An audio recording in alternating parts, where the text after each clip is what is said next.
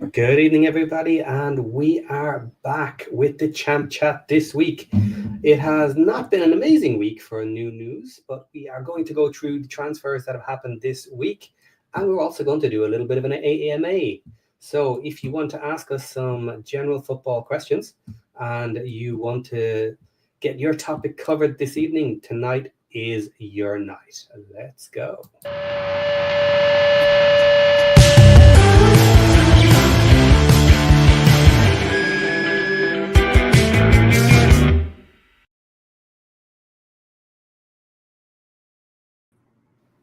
Well, here we are, everybody. Another week and another Champ Chat. The boys are back in town, and Ken, once again, is working.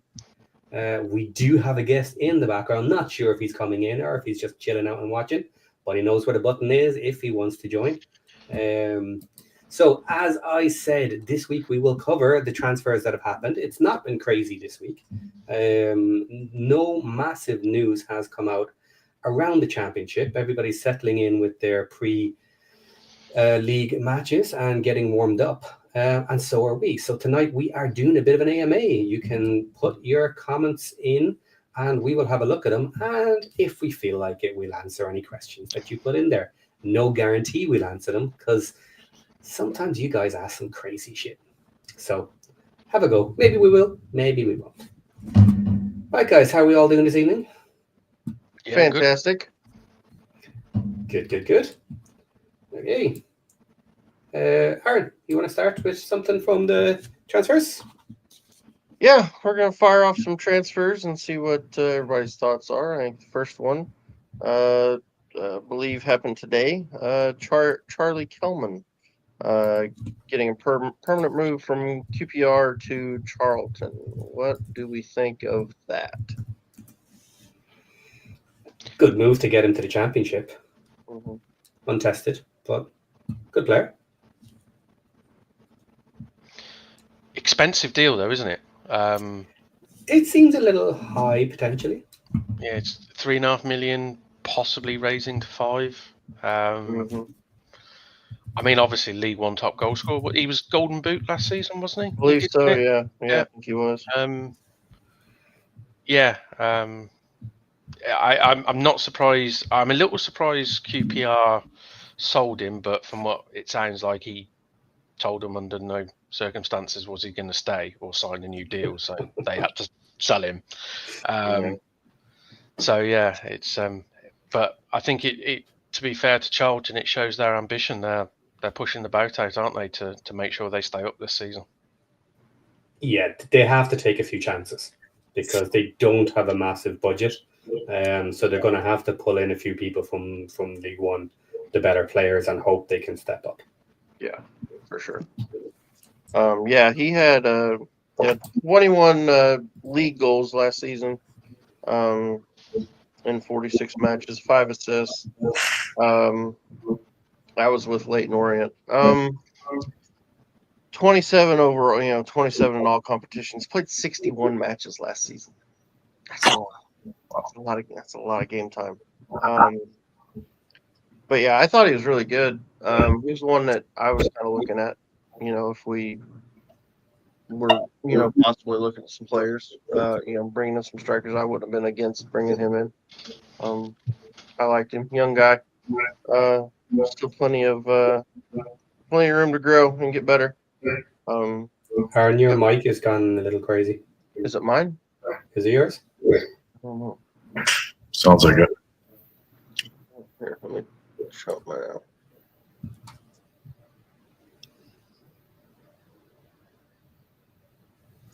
You're muted at the moment. I know. Well, that's what I was seeing. If it it went away. Yeah, there was no sound when you were gone. Oh, that's weird. Yeah. All right.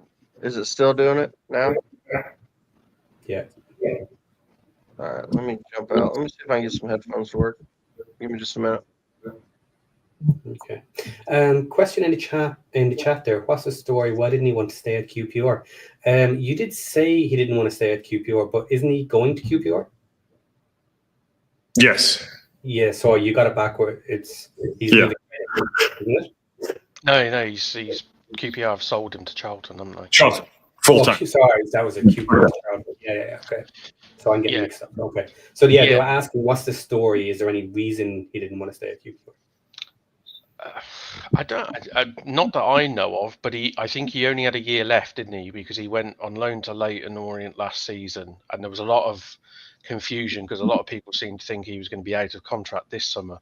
But I think he signed an extension before he went out on loan, so he had a year left essentially. And from what QPR fans say is that he turned around and basically said to the club he wasn't going to sign a new deal. So summer. Oh, there's a little bit of reverb again. That might be on you. I know popping in. Hey everybody. I think everything's good on my end, but I'll go to YouTube and see what's going on for you. Hold on 1 second.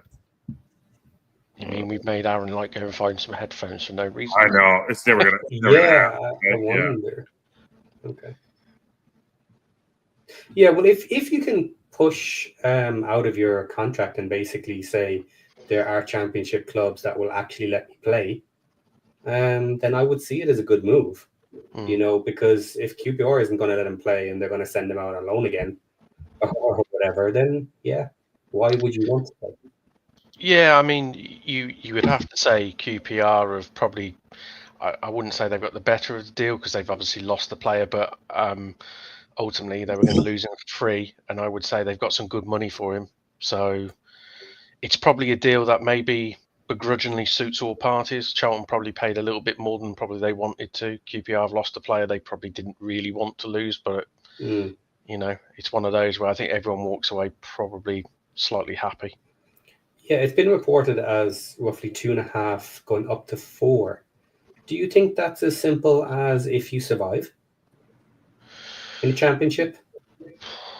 I would imagine it's probably survival with goals and appearances, isn't it? There's probably a few. Okay, yeah. Probably a few clauses in there, maybe appearances. I don't know. Yeah, appearances and actual use in the team over the season. Yeah, that makes sense. I can't imagine QPR would have been silly to sort of go, oh yeah, we'll accept 2 million if you get promoted to the Premier League clause. Yeah, exactly. Yeah. A lot of buttons. Does this sound better now, guys? Yeah, but we had a little bit of it when you went, so maybe it wasn't you. Oh, might not have been me.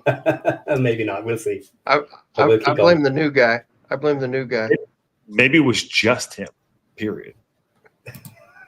Right. Yeah. I don't know. Well, they got Poku. Someone put in the chat, by the way. They got Poku, right? Yeah. Yep. Yeah, QPR did. But Josh's mic has turned up, so making the feedback. Is it me? Maybe it is me. Let's see. I don't know. I don't hear it. I don't hear anything weird. I'll pop out. You guys go. I'll pop out. Maybe it is my thing. I don't know. Go ahead. You guys continue. Okay. He doesn't come in for weeks, and then he comes in, and someone makes one comment and dumps him out of the chat. It's like, what? They don't want you here. They don't want. You know what? I'm going to throw my toys, and they're going to go. And they're saying it. They're saying it sounds fine now. All right. Yeah, let's just go for. Let's go with it. All right. Right. Okay, that's Kelman. Who else have we got this week? Aaron? All right, so here's one. I'm gonna be honest. I don't know anything about him. Maybe we can learn something. Andrila Vukovich signed he was a free agent. Signed for Preston. Apparently a left back. He played last season in La Liga 2. Let me see if I can pull up. He's playing for. He is a Montenegro international. He was playing for Cartagena.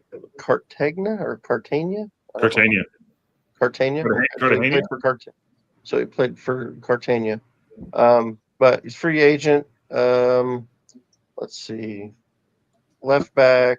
He's 5'11", 28 years old. They've got his market value down as $945. I don't have the deal. Like I don't know what they spent, what the rumor is on what they spent on him for sure. So, but yeah. So do we know anybody know anything about him? I can Yes, lie and no. say yes. Yeah, I mean, I can. He had 23 matches, 0 goals, 0 assists. So He's a left back, did you say? left back, yeah. I wonder, did they got small, didn't they, from Charlton as well this window? Well, quite early on, didn't they? Isn't he a left back or is he a right back? That's a good question. I thought he was a 'Cause winger. Was he not a winger? I think they play. I think he's naturally a wing back, isn't he? I think. Wing back, possibly. Okay. Yeah. Look. I'm just wondering if he was been signed as possibly backup to small. Back up for small. Yeah. I can find him. Yeah. So they got FOTMOB, and of course this is FOTMOB. They've got him. They've got Small listed as an attacking midfielder / winger, but that doesn't mean. And he can play both sides. I don't know if he's. See if I can figure out if he's right-footed or left-footed. I don't know if it's going to tell me. They've also got Paul Valentine, I think, as well, who's a fullback. They got him on a free from Sheffield Wednesday. So let me. This is how weird FOTMOB is. So they've listed him. They've got Thierry Small listed as a left back, a left mid, and a left winger, but also a right winger and a right wing back. So, I don't know. He sounds like I think Thierry Small can play anywhere on, it sounds like both sides. So yeah. Maybe it's backup for him, or maybe he's playing the opposite side. I'm not sure. I'm not sure which side Small would play. And at Preston, do they play with wing backs? Is that their system? I think so, isn't it? It's Paul Heckingbottom, who's manager. Yeah. He loves a back three. Okay. So, anything else on him? You guys good with that? Yeah. All right. So, our next one, Luke Harris on loan to Oxford from Fulham. Let's see. He played last season at Exeter. So he played in League One last season. That was the season before. Oh, season 4. Oh, he played for you guys last season. He did. Oh, snap. Okay. I don't remember him. Did he play? How was he? You should input on this guy then. He was very forgetful. Put it that way. I didn't remember him. Yeah, he was meant to be. Well, he was brought in as a number 10. And he had, but like you said, he had been on loan at Exeter the season before and actually had done really well. So we all had kind of high hopes when he came in, but tidy player, very good footballer, just was never really good enough to command a starting place for us. I always thought watching him, he has no pace. Which I always thought, well, you were really, he was a really surprising player to have in a sense, because you would expect a young number 10 to be at least a bit, not pacey, but have a few yards to get him away from a defender. But no, he always struck me as, I thought, yeah, he's going to end up being a number 8. So, yeah, he's a bit of a surprising signing, that, because Rowett might get the best out of him. He's a good system player, is what I would say. He's not going to be that maverick number 10, and he's a tidy footballer. So it wouldn't surprise me if he does well at Oxford, if I'm being honest. Yeah. Okay. So what do we, so I guess, do we think he'll play the 10? I'm not even sure what they play, to be honest with you. Oxford. They play a 4-2-3-1, or yeah, Rowett plays a 4-2-3-1, so he'll probably play as a 10. Probably the 10 then. Okay. Yeah, they had him down for 3 goals and 1 assist for you guys last season. 29 matches. So yeah, didn't do a ton, but obviously didn't get quite the game time that he would have wanted. So we'll see how he goes for Oxford. So here's the next one. Another loan from Fulham. This one to Millwall. Stephen Benda, goalkeeper. Do we know anything about him? 6'4", 26 years old. Market value, according to BotMob, around 800K. You know, we don't know if that means anything. German. He's a very German good. player. Very good. Okay. So he's coming in probably as the number one then, we would assume. Yeah, I believe Millwall's number one. I want to say Jensen, but I probably butchered that. I think he's injured possibly till January or Christmas time, so it would make sense it being a loan. But yeah, Bender is he's a goalkeeper, which, if from memory, he was number one when Fulham, I think, were last in the Championship, if memory serves me correctly. He's been a player that's always been very good Championship, but not quite, or never really been given the opportunity in the Premier League, I think. Mm-hmm. Okay. Yeah, it shows him. So apparently he was at Swansea in the 22-23 season. Doesn't have him. It doesn't show anything for the 23-24 season. But then only thing it shows for last season was him at Fulham. He played 4 matches for them in the Prem. So maybe he's just been playing that backup role for them for a couple of years, maybe. Yeah, I think like I said, if my memory is correct, he's one of the, when Fulham were in the Championship, I believe he was their regular keeper, and he was brilliant. And then they got promoted, and they just went and signed another goalkeeper, and he basically got put on the bench. I think it happened to him twice. They got promoted. He then didn't play. They then got relegated. He then played again, was brilliant. They got promoted, and then they signed somebody else to replace him again. So yeah, it's it's a few seasons ago now. So you would expect he's a goalkeeper. So you'd expect him to still be very good, I would say. I'm not sure they'll need to. He's particularly. I think he's meant to be all right with his feet as a goalkeeper, but I don't think he'll probably need to use that at Millwall, if we're being honest. Okay. So let's move on. Massimo Luongo, from Ipswich to Millwall. He was free, so he must have been out of contract. Central midfielder, 32 years old, Australian, 5'9". Did play 11 matches in the Prem last season. What do we think of that signing?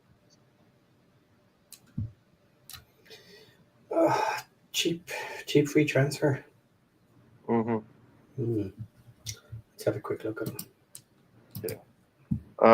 So just a quick look at his stats. 32.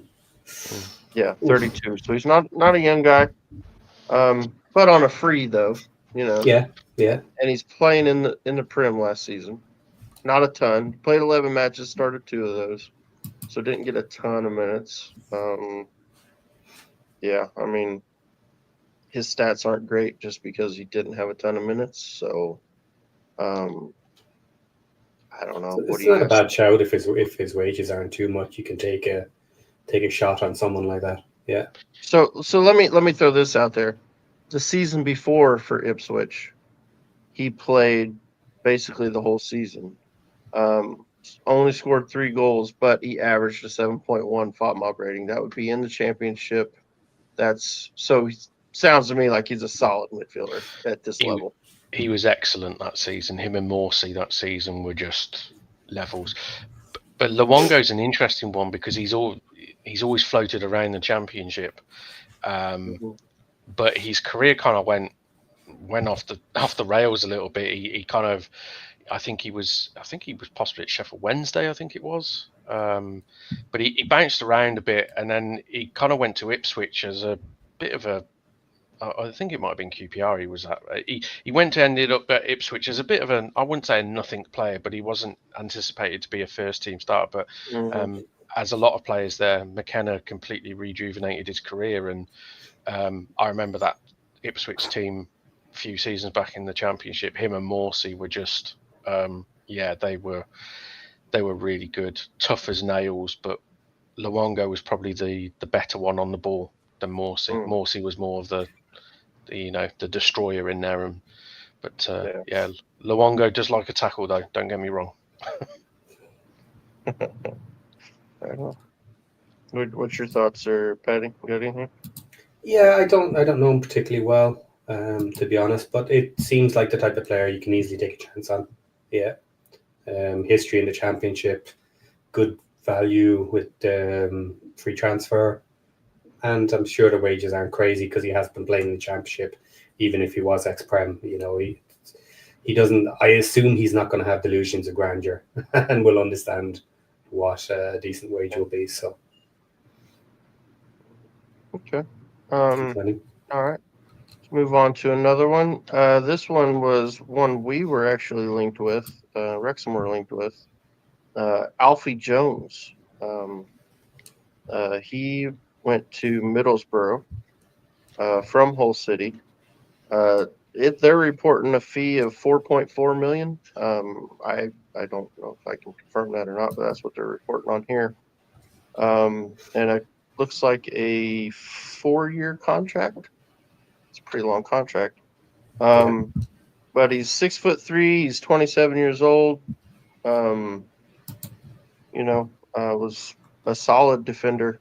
Last season in the Championship for Hull. I mean, they weren't fantastic, so it's kind of hard to hard to judge a player necessarily when they're not in a great situation. But yeah, and of course he's been at Hull for a long time. Came from Gillingham initially to Hull City. So I know it was one that kind of popped up kind of out of nowhere that we were linked with. I wasn't blown away by his stats, just what I saw. Did you have a thought on him, Patty? Obviously, the basic of what we need is there. He looked like the type of player that Parky would have gone for. It's amazing. He likes players who have to work. And I think, looking at his stats, he had that. So, yeah, am I surprised we lost him? No. Am I upset we lost him? No. I'm hoping we get similar or better. We're still looking for that position ourselves. But yeah, Middlesbrough are a decent team, but kind of stagnated a little bit. So it's a better team than he was at, so comfortable for him. Yeah, I see it being a decent move for everybody. Yeah. You got any thoughts, sir? He's a solid. I'm a bit surprised. I'm a bit surprised Middlesbrough went for him, if I'm honest, because Middlesbrough have got ambitions of pushing the top 6. You would think. He's a solid defender, but I wouldn't necessarily put him up there with defenders that stand out in this division. Where you go, do you know what? He looks a real star. Where his ceiling could go through the roof. He's always struck me as a solid defender.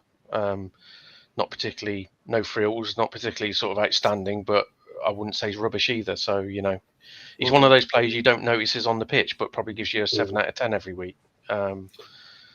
But for them, is he a backup or will he be a starter? Because obviously when they came in and took him, it just kind of gave me the impression, well, actually, we might have been on the right track here if they want him.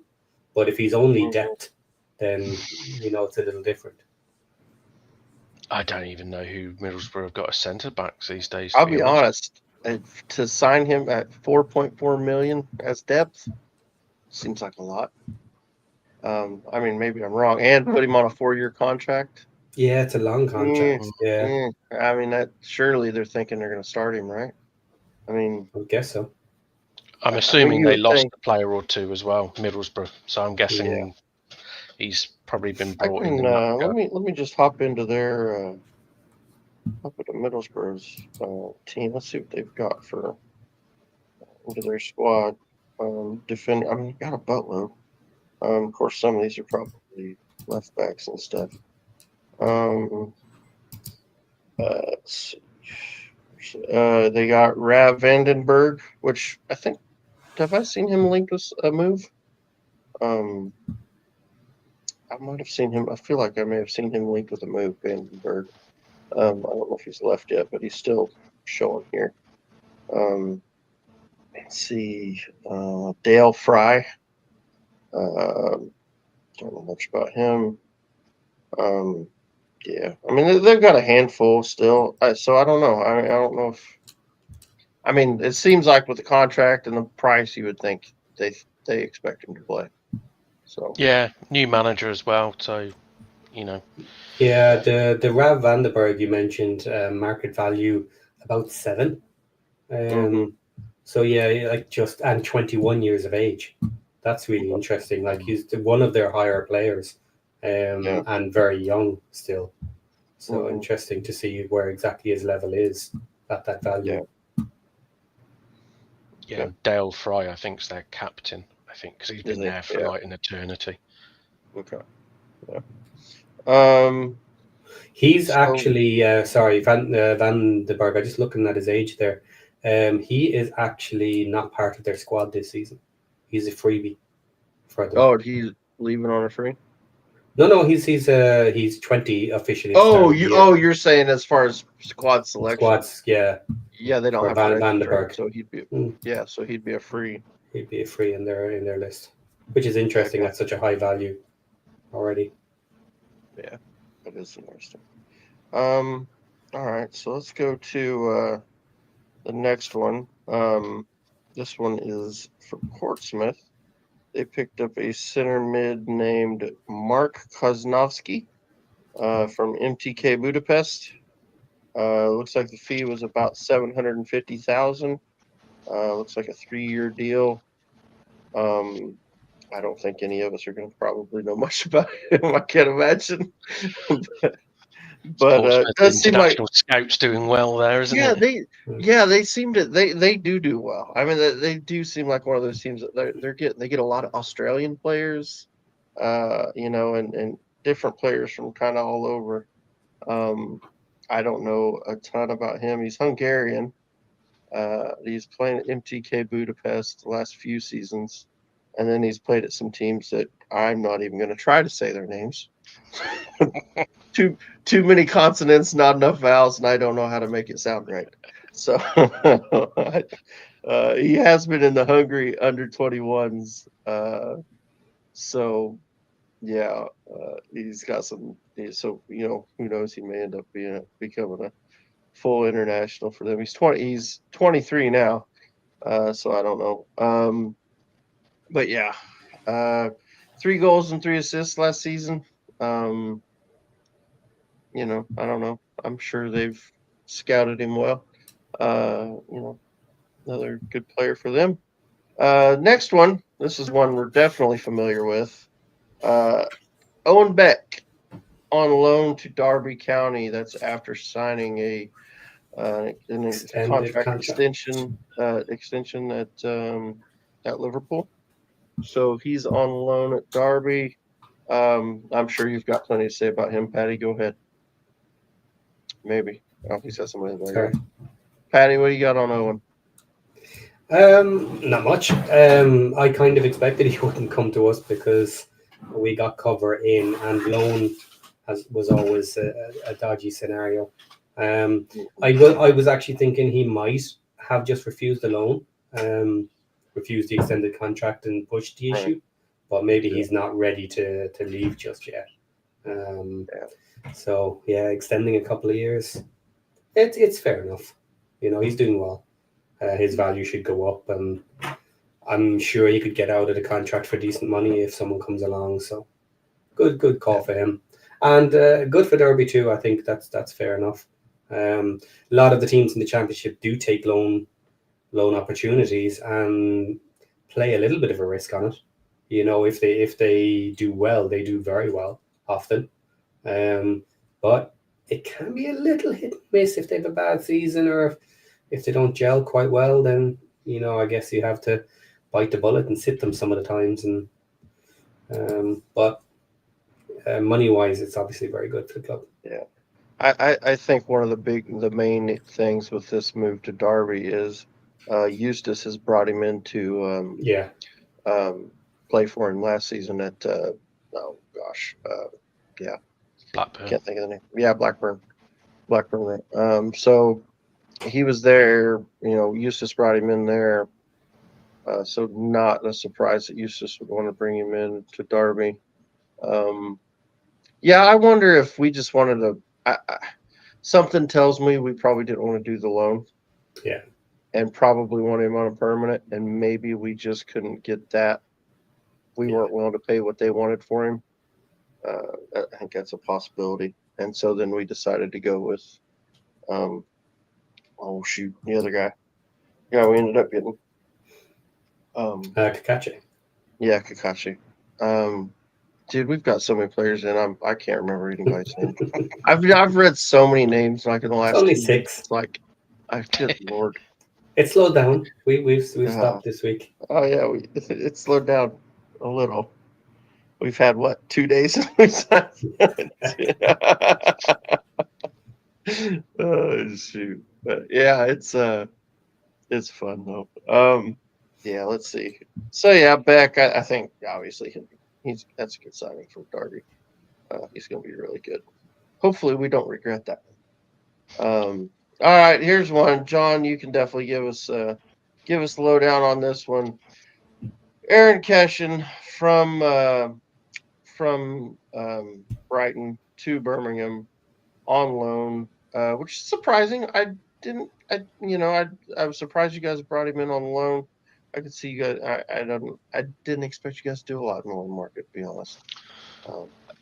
Loan market's pretty important in this level. Okay.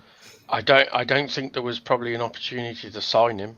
I mean, Brighton paid £9 million for him in January, so I don't think they're willing to give up on him just yet. He's a left-footed centre back, which are worth their weight in gold, especially one that actually can play a bit of football. So it's a bit of a coup, I would say, because a lot of people. He was rumoured to. I think at the start of the summer, there was a few rumours going around that he might be available on loan, and all the parachute payment teams were apparently linked to him. It's a quality signing. I won't lie, he's probably going to have to start on the bench. I don't see him coming straight into the side. That was my other question: is will he play? I think he will. I'll be honest. Brighton don't spend £9 million on a centre back if he's not very good. I just think it will be for us. It will be a very similar scenario of what we had with Ben Davis last summer or last season, where once he's going to have to bide his time, but once he gets in the side, he's going to have to play well to stay there, and he probably will. Is the honest answer. Davis loves a left-footed centre-back and a right-footed centre-back because it allows you to play out a lot easier. So, I think there's going to be a real battle on the other side of the defence between Clara and Newman for that other spot. So, top signing. I believe there isn't any sort of option to make it permanent. However, the general feeling is that if he does do well for us, we might look at maybe pursuing it in the summer, possibly. Yeah, so he played he was at Derby before getting his move to Brighton. Played 22 matches last season. So he averaged a 7.2 rating last season in the Championship. Season before that in League One, he averaged a 7.5, and before that a 7.4. A lot of green with him. Definitely a high-end center back. I honestly, I kind of a little bit surprised he went out on loan. I thought getting a move from the Championship, I thought he might have a better chance of playing, or maybe they'd give him a little more of a chance to play at Brighton. But yeah, it's a big step up, isn't it? He's still very young, and I think Brighton have signed a couple of players as well, so it probably pushed him down the pecking order. So it was, I'm guessing it was more of a they're probably quite happy to keep him around. But it might have been a question to him: do you want to go out and play? Yeah, Which I suppose begs the question: if you come to Birmingham, you're going to have a fight for you to play, which maybe he could have gone somewhere else where he was guaranteed to play. I don't know. Right. Yeah, he is 23, so definitely young. Still got a lot of room to grow and get even better. So, all right, let's see. Some of these they got listed are outgoings. I'm not going to worry about those so much. Let's see if we can find it. Here we go. Here's another one. Portsmouth at it again. Another central midfielder, Luke Laroo. They signed him for about $790K on a 3-year deal. He is, where's he from? Not even sure. So he played at IFK Varnamo last season, wherever in the world that is. I'm not even sure. Trying to figure. Sweden. That's Sweden. Okay, so he's played in Sweden. So yeah. So played 14 matches this past 2025 season. So I assume Sweden probably run the summer schedule, don't they? They play through the summer. I would think more of the same as like the MLS is on, the schedule the MLS is on. Probably don't play during the winter. Because they got it listed as the 2025 season, separately. So, yeah. So 14 matches this season, 22 matches last season. Looks to be a defensive midfielder. Obviously another player we're not going to crap about. You guys don't know anything about him, do you? Not until you mentioned him, no. Yeah, well, it's just Portsmouth. They're real good about finding these guys that nobody knows. Somehow it works out for them. All right, there's one we can talk about. Carl Rushworth, goalkeeper from Brighton on loan to Coventry. So a lot of talk about this one. Seems to be a pretty good goalkeeper. What do you guys think about him? Excellent goalkeeper, to be fair. Kind of begs the question, if we were in for a lone goalkeeper, why didn't we get him from Brighton, and why did we go for Beadle?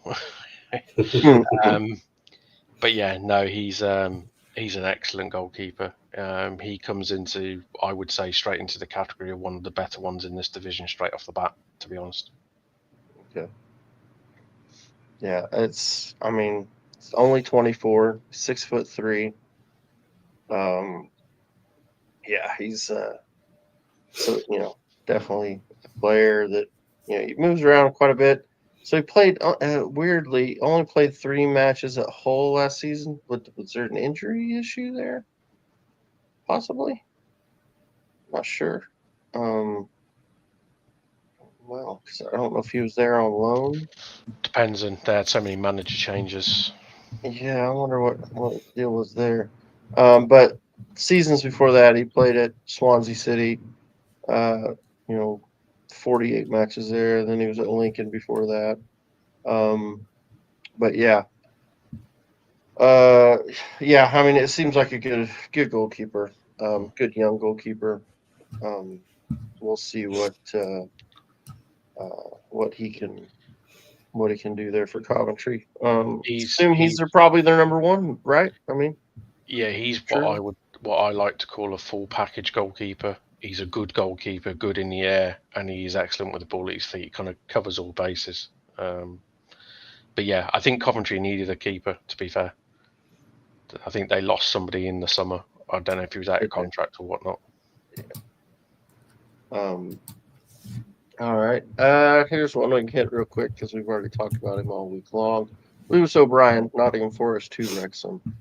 Patty, what do you think of Lewis O'Brien? Yeah, great signing.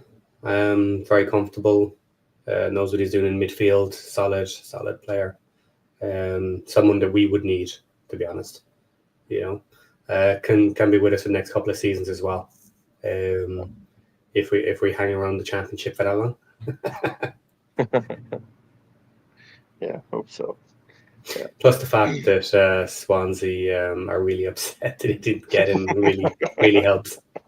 Don't know whatever gave you that impression. It was, boy, the meltdown over it was unbelievable. Just wild. Some of the meltdown from the Swansea fans. I got a question for you two regards Lewis O'Brien. Mhm. Yep, go. Do you think he's coming in straight away your best player? Best player. Best player. Yeah, very close to it at the moment. Yeah. Probably. Yeah. I think he's their best midfielder. Yeah, I would Sure. say I would agree. I think he's probably come in and he is probably your standout best player right now. Well, let's put it this way. This is what third time this summer we've broken our transfer record, I think. Mhm. So yeah, I mean we broke our transfer record for him. I mean we've signed paid somewhere around $5 million for him. I think just a little under maybe if 4 rumors are maybe. believed. Yeah, somewhere in there. Somewhere between 4 and 5. Yeah, and there's Michael just touched on it. I would argue that maybe Windass could be our best player. I don't know. Nah. O'Brien's a top That's- 6 player. Windass isn't, Fair enough. in my opinion. Yeah. I mean, obviously, super excited to get him, and I know we talked about it the other night. I think it's not. I don't think it's a.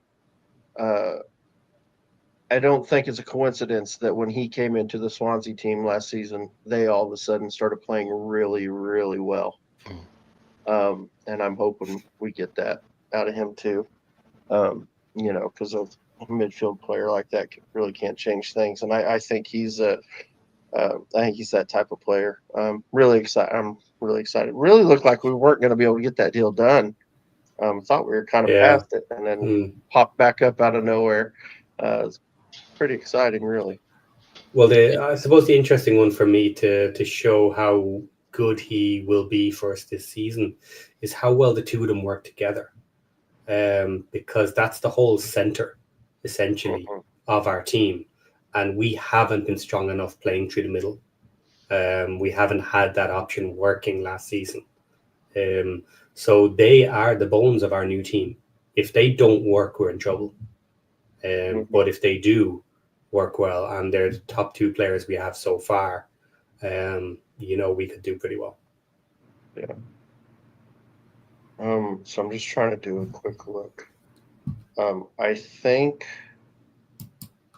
basically once he came in, if I'm looking at this right, I think they only lost 5 games after he came in. Maybe 4, depending on what day he actually came in, and when they started playing him.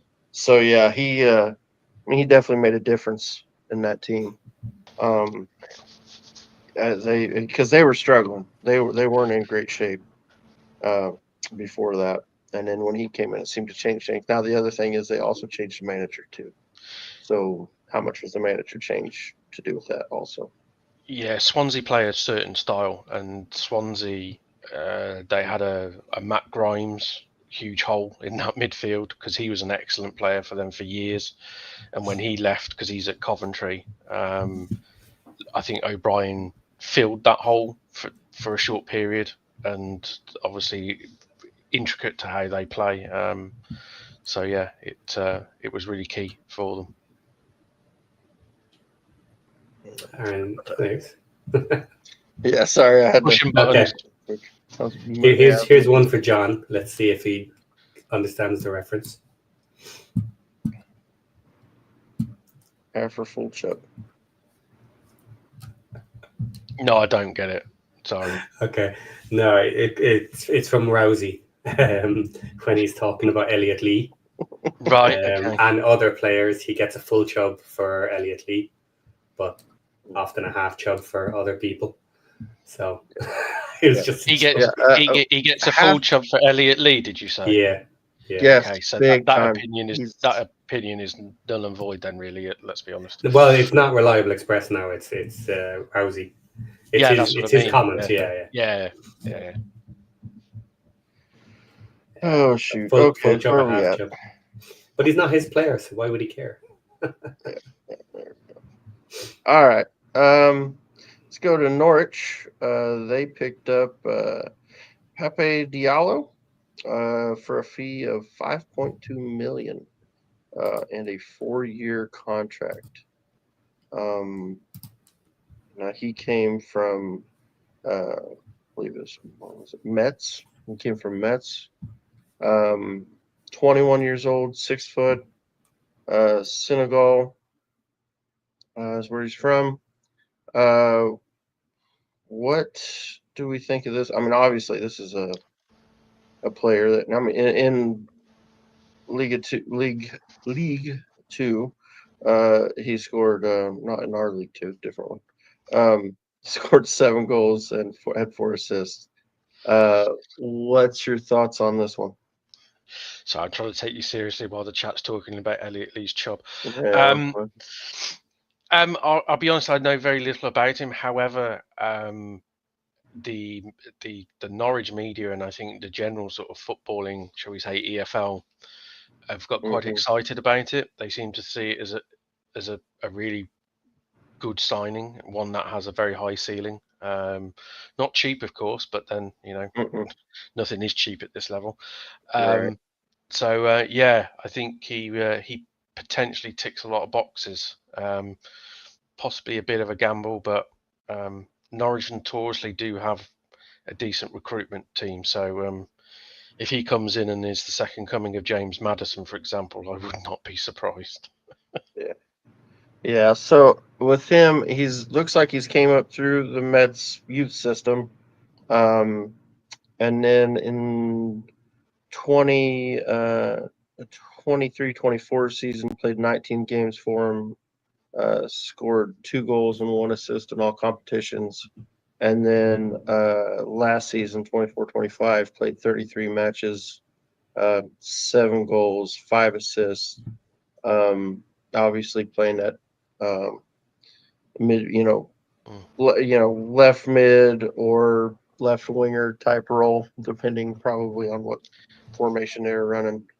Did you say he was 6 foot, by the way? I believe I did. Yeah, 6 feet. That's what it says. Because I heard he's meant to be quite pacey. So if you've got a 6 foot pacey winger, that's that's going to be tough to stop.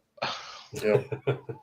Yeah, 21 years old. So if they can get him to score a handful of goals, he's liable to be worth quite a bit here in a couple seasons. Yeah. James McLean just suddenly his heart sank if he's got that running towards him. So.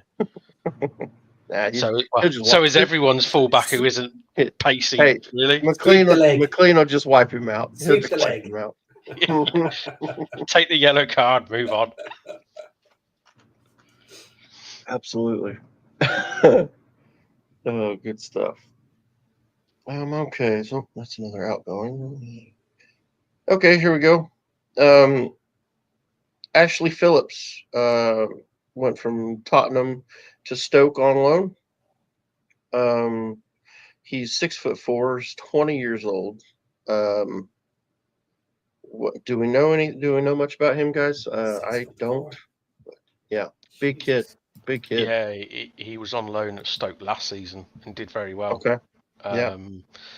It's a bit of a surprise they've got him back because I think the general feeling was that he had done so well for them last season that he probably earned a loan move to a higher or supposedly higher championship team. So I think they were really, really happy to get him back. I know all the Stoke fans online were quite surprised they actually got him back in a degree because I think a lot of them kind of had already got to the point where they thought, yeah, he's going to go somewhere else higher up the division. So do we think? I mean, it obviously doesn't say here. Think there's maybe a buy clause at the end of this? Maybe. I'd be surprised because of Stoke's financial PSR issues. To be honest. Yeah, I can't afford over 10 million on one young player. I don't know. I can't. Unfortunately, on FODMOB doesn't show his contract situation, so I don't know how much he's got left at Tottenham. But you'd think if they put him out on loan, he's probably got at least another year after that. Yeah. I mean, you never know, but you would assume because he's got some. They've got him set as a market value at 11 million, which you know how that goes. They're guessing. So Question is though, he's 24, isn't he? I think you said. no, 20. Oh, he's 20. Okay. They've got him at 20.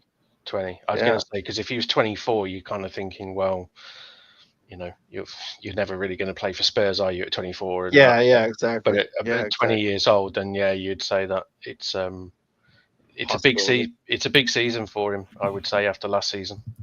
Mm-hmm. Okay. Yeah, seems a good player. So that's interesting. That'll be interesting to see how he does. I'd say that'd be one, if we can't get one in on a permanent, it'd be something like that type of loan for us. You know, it's just whether Parky would want a younger player play in the middle of our back three. That would be the question there.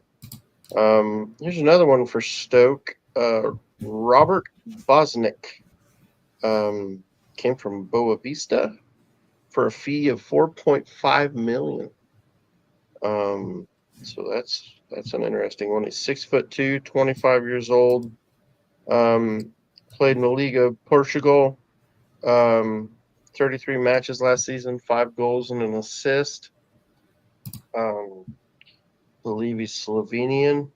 I mean, obviously, I doubt you guys know much about him, but what's your thoughts on that? It's a big fee. 4.5 million. Yeah, I don't know anything about him. Is he a midfielder? No, striker. Because I think they're going to need a midfielder, aren't they? Because didn't they sell Berger? Hasn't he left this week? Possibly, I'm not sure. Because if he hasn't left, I think he's on the verge of leaving because he's arguably their best player.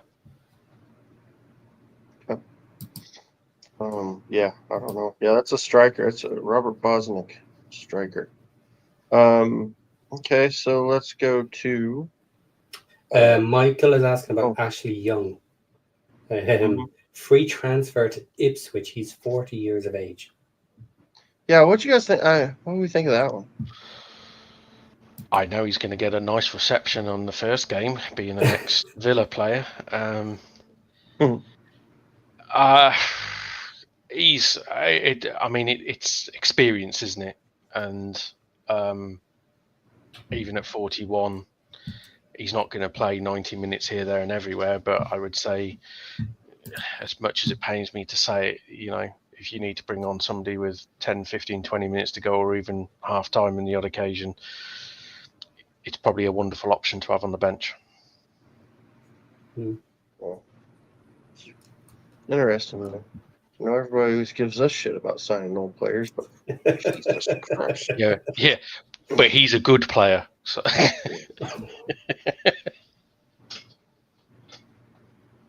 Hey, we got Ben Foster to come to the National League, okay? You can't use you know Fozzie all against about me. Hey. All right, so next one, left back Jeffrey Schlup to Norwich. Looks like just a 1-year deal. So just the one season. He was a free transfer. Looks like he played in he played for Celtic last season, from the Scottish Premiership. 18 matches, 1 goal, 1 assist, 7.0 average rating. I obviously don't know a ton about it. He's 32, so he's, probably getting close to the back end of his career. Yeah, I mean, another one, obviously I don't know a ton about him. He's fullback, left back. What do you guys think of that one for Norwich? Yeah. Doesn't pull my skirt up. He's a player that's been around for feels like forever, to be honest. Mm-hmm. Yeah, I'll be brutally honest. His best days are well behind him. Mhm. But yeah, I never rated him too highly, even when he was younger. But he's a hard worker, and he used to have pace. I don't know how much pace he's got left. Well, so it looks like he's been at Palace. He's Yeah. been a player for Palace for a bunch of years. And he's been playing for him. So last season he played 12 games in the Prem. Season before that he played 29 games in the Prem.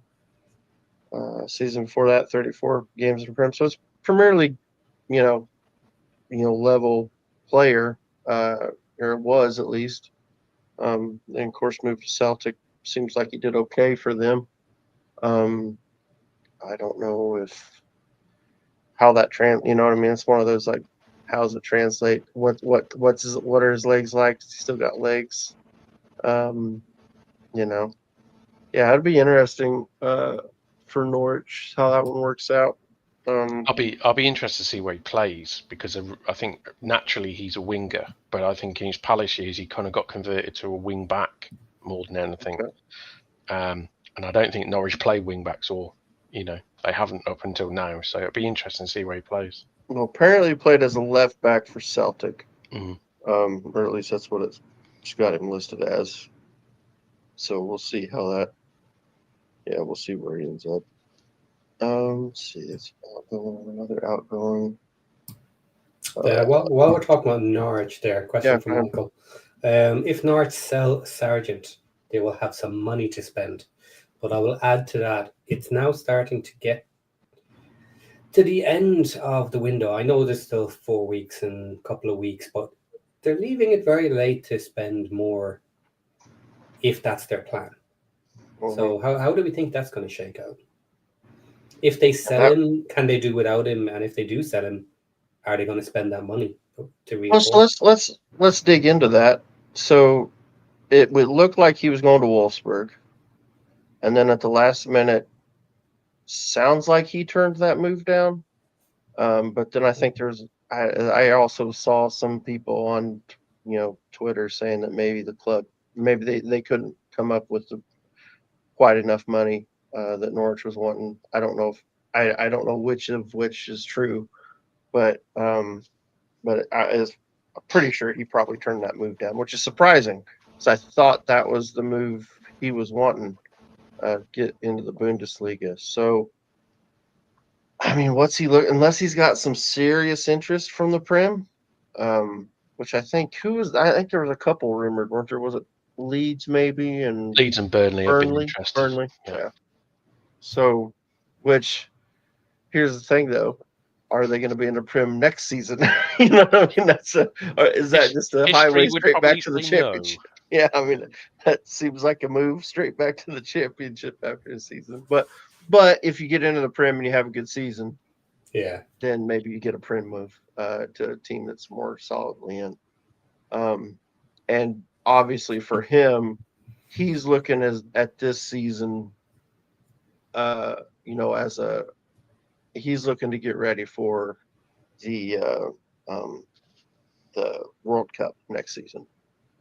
He's going to be wanting to play for the U.S. team. He's going to want to be the starter for the U.S. team as our number 9.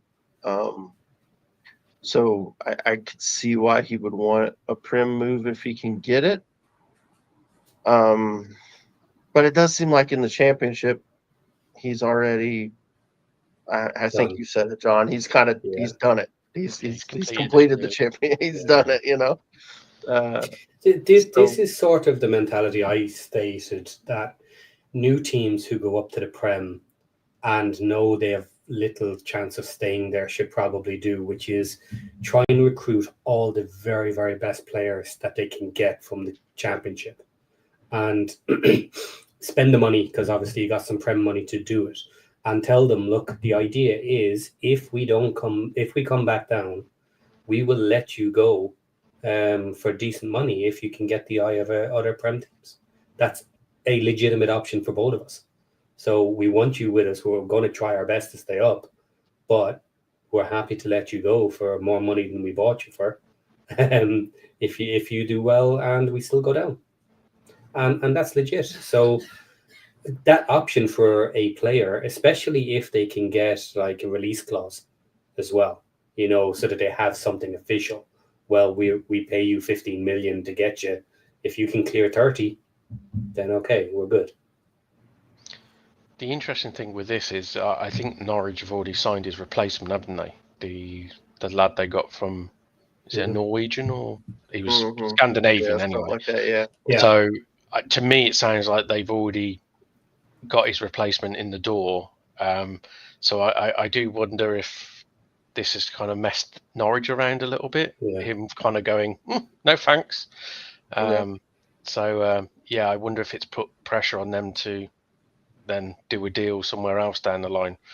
I wonder if somebody like a Burnley comes in and suddenly goes, well, we're not going to give you 20 million, we'll give you 15 sort of thing. I don't know. But I mean, he's too good for Championship. He's, like I said, he's completed it. So, I'd be shocked if he's still at Norwich come the start of the season. Mm-hmm. Yeah. Do you think that they're asking 20 mil? Do you think that is keeping teams away, maybe? I wouldn't say so. I mean, a guy that scores notoriously 20-odd goals in the Championship, it sounds horrible, but it's a fairly sensible price, if you know what I mean. Mm-hmm. Yeah, it sounds like it to me, to be honest. Striker for 20 million, even if it is Championship, yeah. Especially if he's going to be the backup. You know what I mean? If you already have a striker for 30 million, 40 million in your team, and you need someone to be a very solid backup, albeit a little bit unproven, yeah, dropping 20 million sounds fair enough for a second spot. And he's then hoping / waiting for his opportunity to show he's as good as the number one in the team. And then one of two things happens. Either he can steal the spot, or he just shows literally how good he is, and maybe he gets another move. Do we think if he gets a move to, say, Leeds or Burnley, does he start right away for both of those teams? I think you would for Burnley. Does he for Leeds, though? I think Leeds is probably more the question. Probably yes. Depending on who else they sign. Yeah. I mean, yeah. Can't imagine if they're going to drop 20 on him. They probably wouldn't sign much else there, I would think. Well, they play a bit of Farker likes to play. Farker, of course, had him, didn't he, at Norwich, I believe. Mm-hmm. Yeah, he had him. So, it'd be interesting. I mean, Leeds, I don't know who they normally play as the number 9. I know Peru played some games, but I don't know their intricate details of their system. Mm-hmm. But you would imagine, he ticks the boxes and he's big, he's strong, he's mobile. So yeah, he probably would. How long he would stay in the team, though, is a different matter if he didn't score goals. Right. Okay, I'm back. Thought I lost my place on my transfer thing there for a minute. All right, so yeah, we'll see. That will be one of the interesting things this summer, is to see where he ends up, and see if he gets a move. I mean, really, at this point, does he get a move before the season starts? He may not. He could still be playing for him at the beginning of the season. Well, that'll be the interesting question: is will he play for them? He Yeah, might not have moved, but right. will he actually play? Yeah, good question. That's fair. Depends on how much they need the money. Well, they won't let him play if they need the money. And yeah, does he really want to move? Is he kicking up a fuss to find someone? But surely, if he has interest, it's not that hard to move.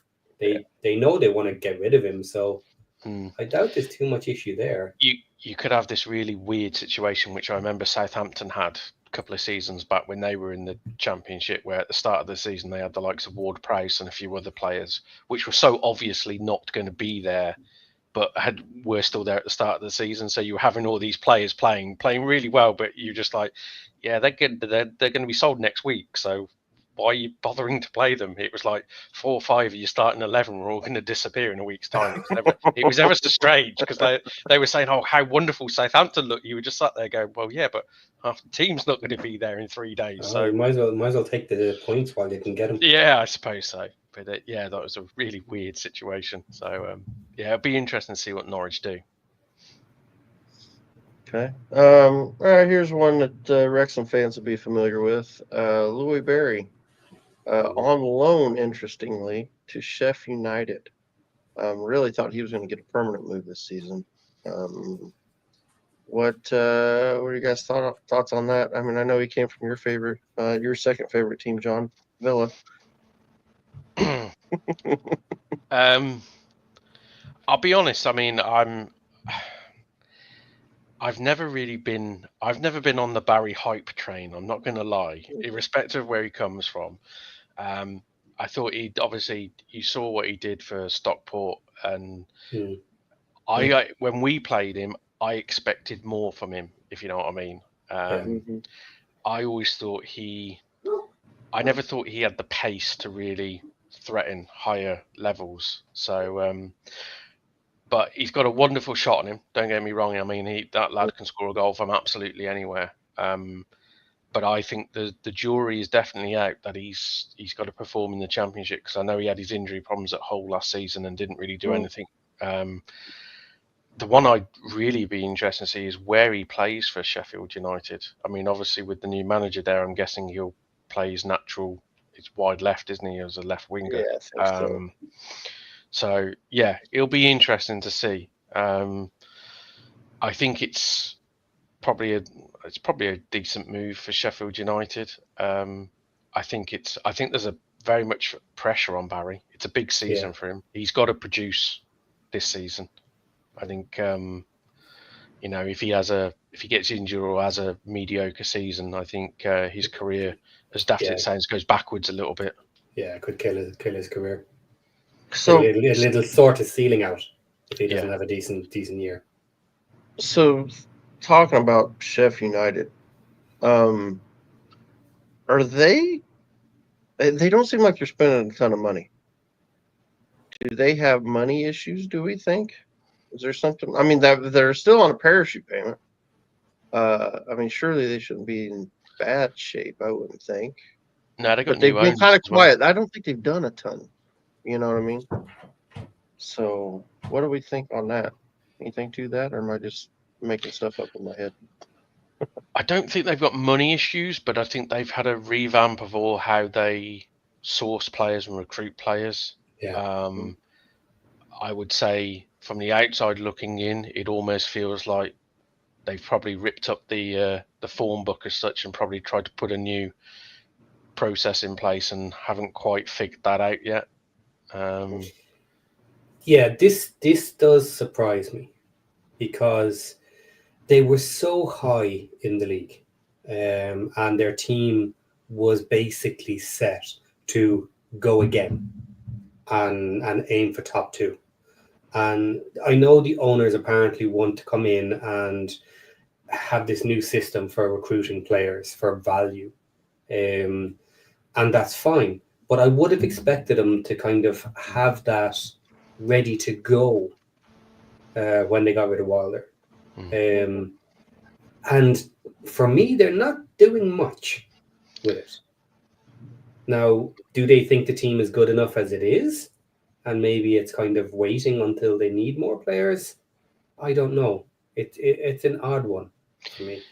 I think the interesting one is, I know Sheffield United fans won't want to sort of think of a situation like this, but it feels like when Gus Harmer goes, because he's arguably too good for the Championship, it'll be really interesting, because he will go for big money if he is to go. If he does go for big money and then suddenly they go out and sign 4 or 5 players, for example, then the cynical side of me goes, it was money issues because you've had to wait till you've sold somebody big before you've signed some players. So yeah, it'll be interesting to see if it takes a big outgoing before a splurge of incomings come in. Yeah, I don't have a list offhand, but I don't think they've done a ton. I do have one right here. I'll throw him out there, but we're not going to know him. Mikhail Polindikov, from Yeah. Septembri's Sofia. I mean, wherever the hell that is. So that was 5 days ago. Yeah. Yeah. So like this now immediately to me stinks of a computer. Yeah. Stats. Yeah. He's an 18-year-old right back, basically right side player, basically right back, right wing back. Yeah, right but mid. if he's 18, then who knows whether he's even going to play? Right. You know, this might be for the next couple of seasons, and he's got a couple of free seasons, so he probably doesn't count. But then who else have they got? So they have that one. They have Louis Barry. Then on July 5th, they had Tyler Binden. And June 12th, they had Vukovich. And that's it for this season so far. So that's 4 players. One of them an 18-year-old who probably won't play, and 2 others on loan: Louis Barry, Tyler Binden. And Ukaki as well was less than $1 million market value potentially starting off, and he played for Botev Plovdiv. I mean, the other thing is, if we're being honest, I don't think they've lost any major cogs in their side. I think a few out of contract have gone. No one really, you would sort of stand up and take notice. So they still have the side that got 90 plus points last season. So it's kind of like, it's not going to be easy to improve on that, is it? Let's be honest. Yeah. That second kid I mentioned there, he's 20 as well. So this could be, again, bringing in kids for the future. They've only had one outgoing, which is Miguel Freckleton. He's gone to St. Mirren, and his market value was only a couple of $100,000. So he's probably a kid as well that wasn't really part of the squad. So yeah, they haven't lost anyone as of the moment either. Mm-hmm. Yeah, it'll be interesting to see what they do. Well, like you said, I mean, they probably didn't need a lot, but it's just interesting. They, you would have thought they might have spent more, but maybe if they're trying to play that Moneyball type, thing, and try to save some money, make some money. We'll see. So here's one. We've got Caleb Wiley from Chelsea to Watford on loan. They've got him listed as a left back. He played last season. He was at Watford. He played at Watford for 10 matches last season. So I assume he came in January. I don't know a lot about him. He played at Atlanta United, so I'm assuming he's American. No, he's an American. I don't know a ton about him. Do you guys? What do you guys think? Got anything on him? Nope.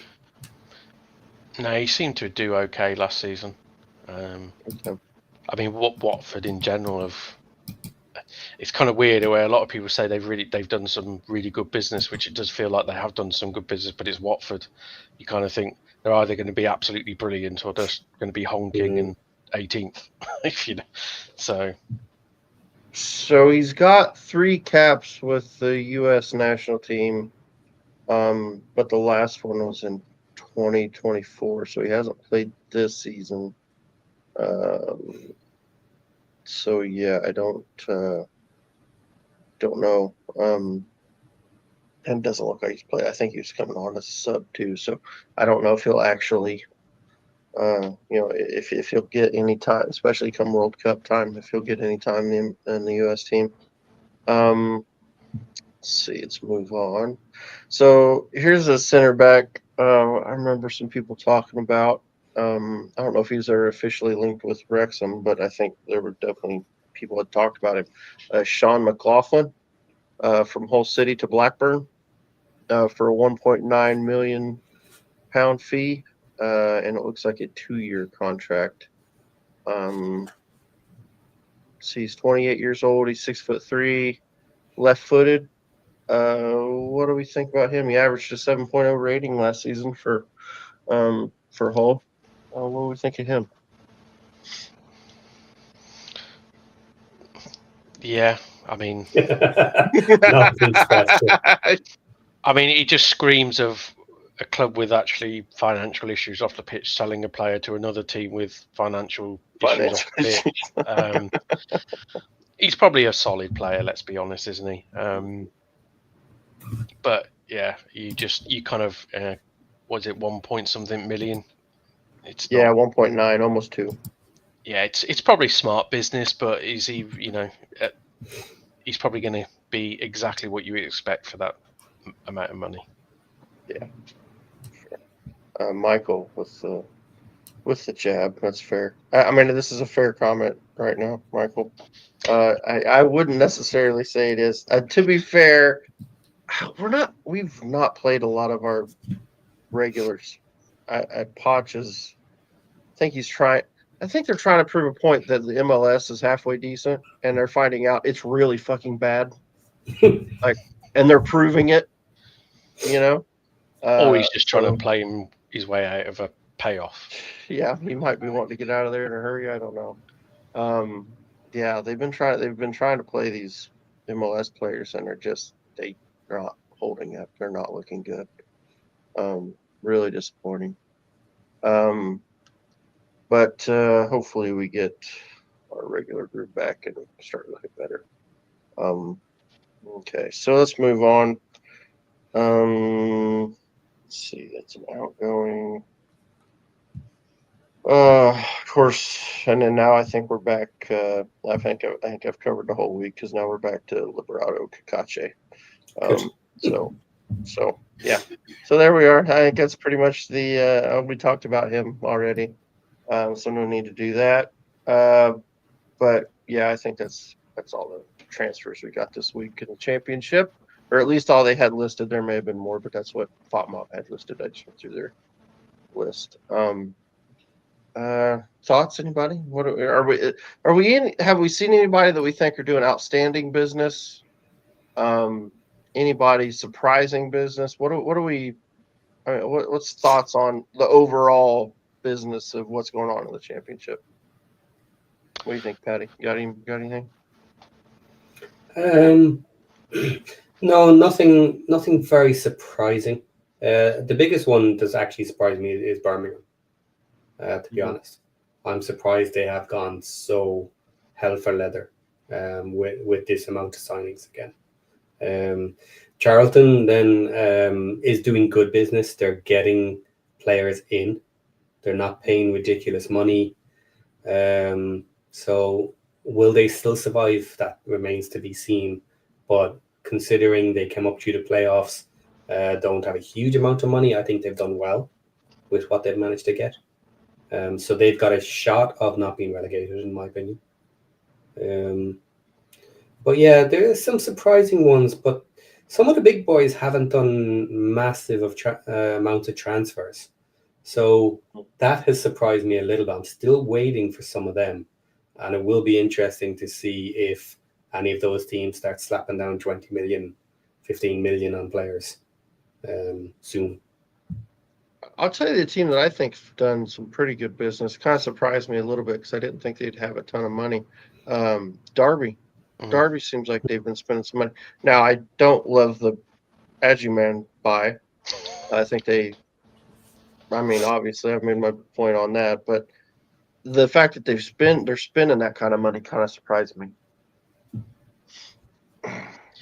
Yeah, the two that stand out for me is Charlton and Derby. I think they're the two which I think have probably surprised me the most with the business they've done. Not only with the amount of business they've done, but the quality of the business they've done. I think, both those clubs have made some good signings. I'll bow down to Aaron's knowledge of the Agyman signing. But I think you're right, Paddy. I think the thing is, Birmingham, we get a lot of traction in the transfer window for what we've done, but I think it's more to do with the parachute payment teams. I mean, Leicester aside, Ipswich and Southampton really haven't opened their wallets yet, have they? And I think once they do, we will be less talked about, and it'll be more about what they've spent. Is it surprising they're waiting so long? It is a little bit, yeah. It's kind of a when you've got the sort of money they've got, you almost think, well, you shouldn't need to wait, should you? Because you can go and get who you want. So yeah, it's. Then again, I suppose with them, it's a question of do they know who they're going to lose? You know, Ipswich are a prime example of do they know whether they're going to lose Amari Hutchinson or not? Yeah, that's interesting. What do we? How many? Just okay. So Leicester's not signed anybody yet, right? No. I don't think they've done anything. Southampton, what? A couple, maybe. I don't remember. And No, I think they were actually very low. I think. They signed refresh myself. an American striker, didn't they? Who scored his first goal on the weekend, I believe. Southampton did. Yeah. Okay. Which one was that? Okay, so Southampton have only brought in 2. That's Joshua Karzai very early, and then Damian Downs, 8.1 million from Kelman. Yeah. So that's it. New striker for 8 million. Yeah. And then Ipswich have done what, 2 or 3 maybe? They've done a couple, handful. I don't think they've done a bunch though. They signed that defensive midfielder, didn't they, for like 11 million quid? Oh yeah. And Ashley Young. Yeah. Azor Matusiwa from Rennes. Yeah, defensive mid, 11 million. So they've signed 4 in total. That's David Button, free transfer. Shocking goalkeeper. Cedric Kipre from Rennes. And then Ashley Young, free agent. 1.4 million. So two kind of big-ish. They still haven't replaced Delap either, have they? You would argue. I mean, they've got Smodics and Jack Clark and all that, but you kind of would think they would go big for somebody. Ironically, you'd say, you know, they're the sort of club you would earmark if they might have a pop at Josh Sargent, but obviously being Norwich, that was never going to happen in a million years. Oh, it's interesting. Here's Michael. We can get to that. When is the penalty coming for Leicester? I don't know. I mean, it's got to be coming soon. The first one, you would think, wouldn't it? No, I knowing the way that points work in it, it'll probably be mid to late season. Really? Yeah, the EFL are notoriously, they're better in recent years, but they've always been pretty notoriously, you know, slow with it. But then it depends on the legal ramifications. Leicester might fight it, and that won't be public knowledge. So, you know, if it doesn't come out till February, March time, for instance, it could have been going through all the months of the legal ramifications. You don't know. So I figured the first one would come quick, knowing that there's a chance that there might be a second. But I guess maybe not. Okay. Michael also says Schmodics will be a beast. He's really good. Last season he had in the championship. He's really good. Yeah, I like Sammy Schmodics. Maybe he'll be all pissed off about getting relegated. Miss all his shots. Well, it'd be interesting to see whether he has a good, because obviously he had a fantastic season for Blackburn, but before that, he hadn't really done much before that. He'd been okay, but that was an outlier season for him, and obviously he got his move on the back of that. So, you know, he looks a fantastic player at this level. So you would expect, obviously, he will be a beast. But you know, there is always that slight chance that maybe that season was just a purple season. It does happen. Yeah, I wonder, does he fit the Ipswich style of play, do you think? Playing for McKenna. I'm not so sure. It's a fair shout. I know at Blackburn he played off the shoulder quite a lot, whereas I don't think in all the times I've watched Ipswich, they don't play that similar sort of way. They're like us. They're a possession build-up side. And, yeah, exactly. More possession based. Yeah, it'll be He interesting. Seems like more of a direct type Yeah. player, you know. Yeah. It'll be interesting because obviously he didn't really play in the Premier League for Ipswich. I know he had some injuries as well. But yeah, you would anticipate. I mean, McKenna's a fantastic manager, so he'll fit him in somewhere where he'll probably be on 10 goals after about 5 games or something stupid. Probably. All right. Well, got anything else, Patty? Yeah, we have a couple of questions I have marked to be answered. So first one up here from Lepasara. Will or can a team buy someone knowing that they will go on loan immediately? Now I'll hit this one. Yes, they can. And it is not terribly uncommon for a team to buy a player and then immediately loan them back to the same team that they've just bought them from. So let's say in January, they buy a player from a team, but then allow them the remainder of the season as a loan. And then in the summer, they either take the player or move him on or whatever else happens. But yes, you can take a player and immediately send them on loan somewhere else. That's not unheard of. But leaving them with the team you bought them for is also something that regularly happens. Okay, so here's one. Maybe Aaron can probably take this one. Question for the second part, which is now Luke Bolton is British, not Welsh. His move to Mansfield is subject to international clearance. Why, when is he British? Because he plays for Wales. Sorry, still learning. Okay, so why does he need international clearance when we sold him? Yeah, I assume that would be because we are in Wales and we are under the Welsh system. FA rules and all that. So probably, even though it does seem kind of silly, but I think that would be the. Yeah, it's not the player's nationality in this case. It's the player's registration. He has been registered outside their jurisdiction with the Welsh FA, and now he has to basically be unregistered from the Welsh FA and transferred, which is considered an international clearance. Yeah, so it's not the player's nationality in this scenario. Then, okay, we've already done that one. Bigger topic that we have kind of covered a little bit, but John, if you want to hit this up a little bit. With only 15 professional players for their squad, which will be made up of 25 with youth, a condemned stand and other issues, will Sheffield Wednesday finish the season? Yes, they will. Season, yes, I think so. Yeah, I finished the season probably terribly and rock bottom of the league, but yes, they will finish the season. Sadly, with probably a lot of 17 to 19-year-old kids in the side or in the squad.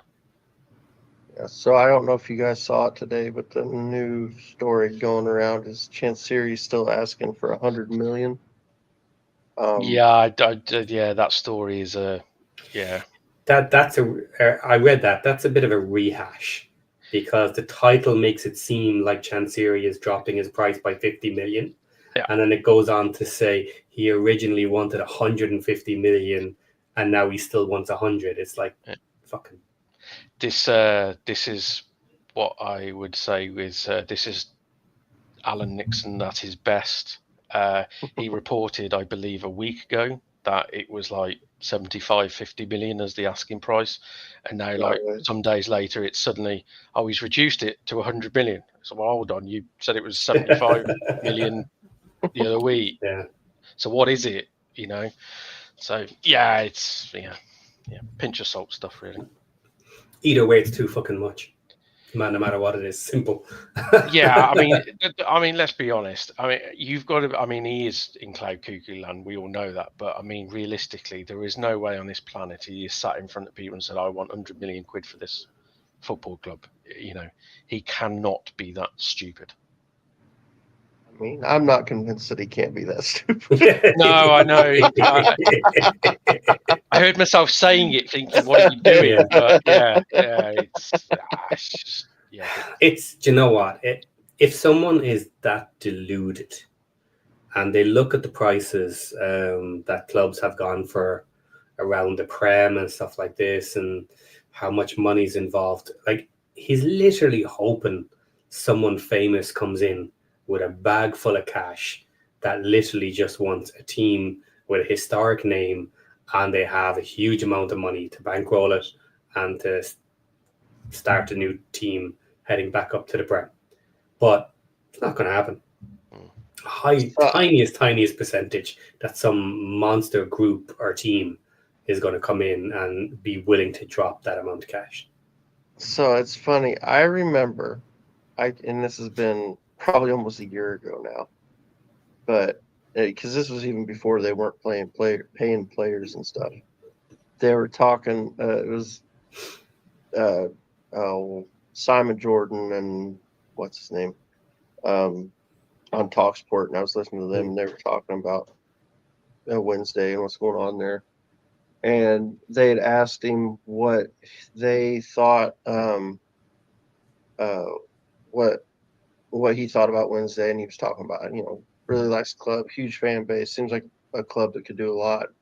And so then they asked Simon if he'd be interested in buy, like if he would be a team he'd look to buy, and he's like, well, I wouldn't mind owning it. He goes, but I think I'd let it go to just let it go under first, and then buy it. It's like, why spend a bunch of money when I would not be surprised if there isn't 4 or 5 groups waiting to try and buy it out if it went under. Yeah, I mean that's.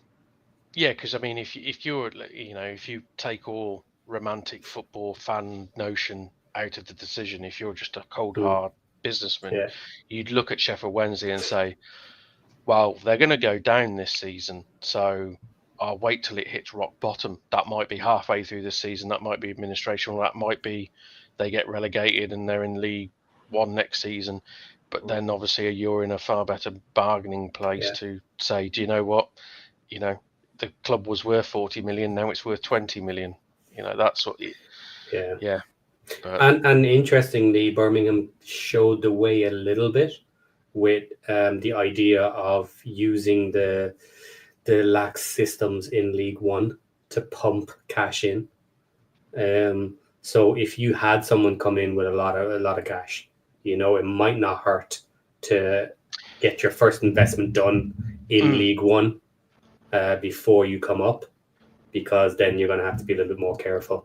Now, the good thing for someone, if they do come in with that sort of money, is the ground is quite large and they do have a very big fan base. So income levels and revenue coming in could get quite high quite quickly if they had a bit of good news around them. So you might be able to turn it around reasonably quickly if you had good owners.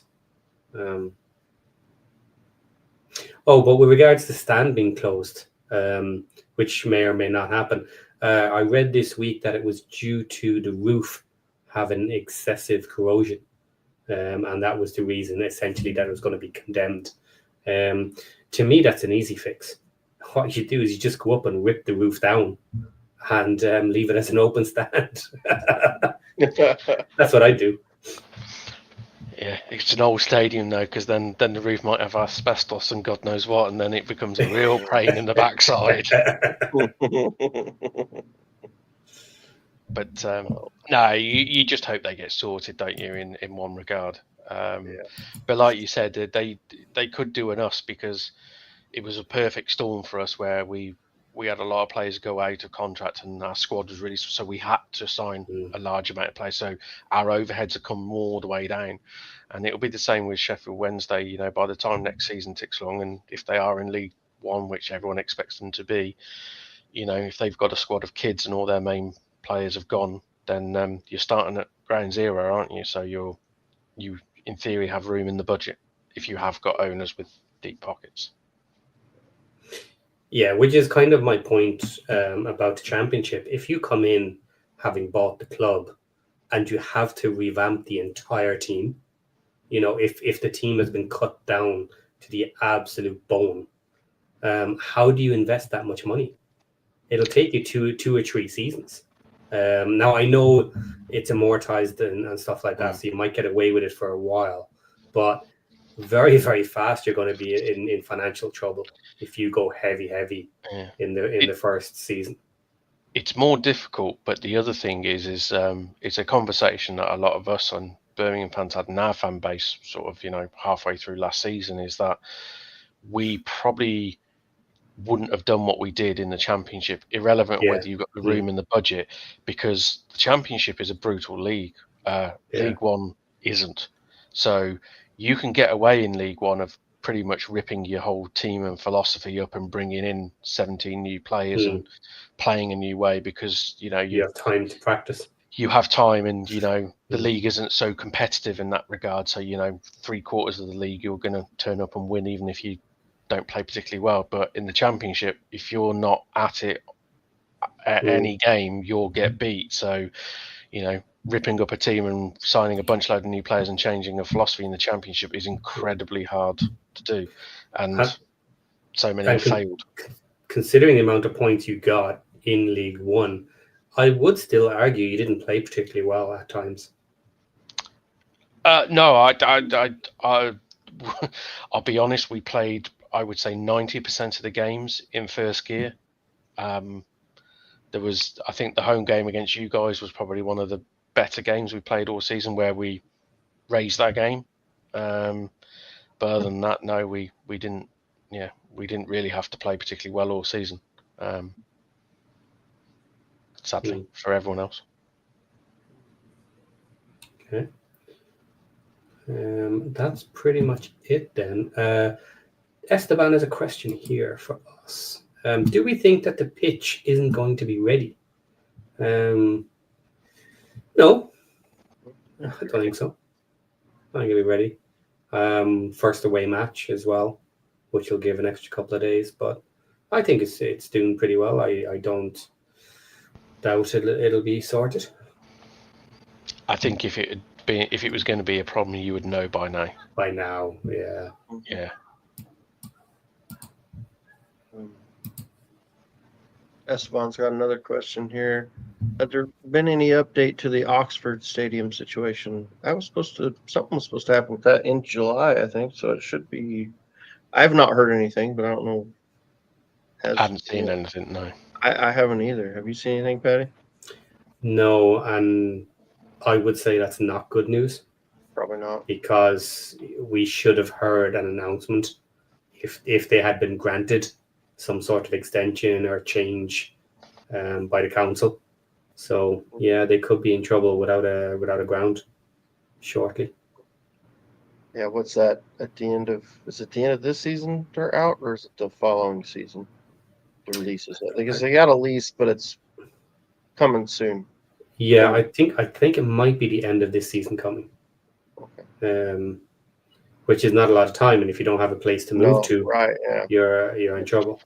So they could very well be looking for a new home and a stadium share or something to survive. Yeah, just do a Coventry and ask somebody else to pop them up. Yeah, they might have to. Yeah. Well, anything else, Patty? No. It's been a quiet week. I think we have covered everything, pretty much. Pretty good. Somehow we managed to get over an hour and a half out of that. We all looking for the League One kickoff this coming weekend, or were you like me, where you just don't care? I'm totally over League One. I've not looked. I'm past it. It's weird. I didn't think I'd be that way. But I kind of did the same with League Two. I was, after we went into League Two and, watched all the teams, like, I'll kind of keep track next season. Then I just completely blanked it. I didn't watch it all. And then now I'm kind of the same way. Kind of like, I'll keep an eye on League One, see what's going on. I have no idea. You'll get about 5 games into the Championship and you'll be like, how did I watch all of League One last season? Oh my God. Honestly, you'll be like... Well, I did promise myself that I would not even mention McAtee once we started the championship because he no longer That lasted exists, long, didn't it? right? No, championship hasn't started yet, so I have my time, and I just realised I could actually watch their first match and shit all over him for an entire match before our championship starts. So maybe I'll do that. Maybe I'll watch Bolton's first match, and one of our players has gone there too. Sammy. Yeah. Because I think, is it the Luton game? I think it's the televised game over here. I think it is on opening day. I don't know who they're playing. I need to have to look. I'm going to go to look right now. See what's on. I mean, I'll probably watch it because it's competitive football and there's nothing else on. So you know. Do they not have? Is that not the? Don't you guys? Isn't that the weekend where they do away with all the? They do. It's 3 open. p.m. First match is open. Yeah. Blackout stuff. Yeah. You'll be able to watch every single game on the red button, as they call it, or whatever it is on the app. Is it like the first couple of weekends, so that way it covers this coming weekend, and then it's the first weekend fixture, so it's the first weekend for League One and League Two, and then obviously the Championship is the same. But obviously they moved our game to stupid Friday night. So yeah, is ours early, Patty? Is ours early kickoff on the Saturday? Gotcha. Scott. Oh. He'll be interested in Stockport's progression. I think you meant regression. Back down to League Two. There you go. Stick money on them getting promoted. That is their pattern. Yeah. That is their pattern. Every 2 seasons. Yeah. I think they'll do well, actually, to be fair, because I'm not convinced League One is going to be particularly. I don't think it's a particularly good league anyway. But I think next season, I look down there and I think for me, Huddersfield and Luton look clear of everyone else, and I think then it's going to be a bit of a free for all. And I can see Stockport being potentially best of the rest. Yeah, financially they're not as solid as you might like them to be, though. Their owner does not have an absolute shit ton of money, and they are losing a lot of money.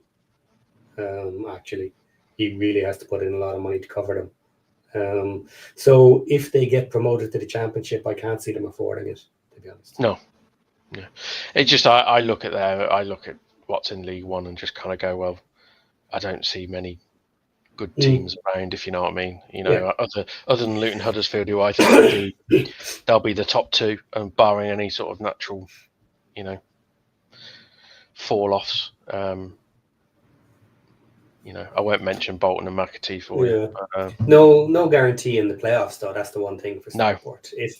If Huddersfield and Luton take it easily, Stockport might make it through the playoffs, but that's not an easy way to do it. Interestingly, that is their first game, Patty. It's on the 3rd, which is the Sunday. It is that's Bolton and Stockport. Ooh. So I might watch that one. Now I might have to watch it. that could be a fun one. That's an interesting one. Yeah. I've got a lot. It's on Paramount Plus too. They got quite a few games this weekend on Paramount Plus. So if anybody's looking to something to watch, plenty of League One action. Starting Friday night, they got the Luton Wimbledon game Friday night, and then they've got a bunch on Saturday, and then Bolton and Stockport on Sunday. So yeah, quite a few if you want to watch some football this weekend. But yeah, that'll be a Sunday match. That'll be an interesting one. See how that goes. Yep. All right. Anything else? We good? No, we are good, guys. Thank you very much for another show. If you have not hit that subscribe, do so, because we are on the move. It says 2.4K up there, but I last checked and it actually is 2.43. So we are moving. 300 new subscribers very recently. So keep pushing, guys. Tell your friends. Hit the like button. Do the commenting. Do all that sort of carry on. And just before we leave, I'm going to drop the Discord in because I need to do it at least once a show, I suppose. Otherwise, I'm not really doing things very well, am I? So Discord link is coming into chat. Come join us over there. We are friendly if you're not an ass. And and you are very welcome if you support another team. Yeah. So on that bombshell, don't be an ass and join the Discord, and we will see you next time. Take Bye, care. guys. See you guys.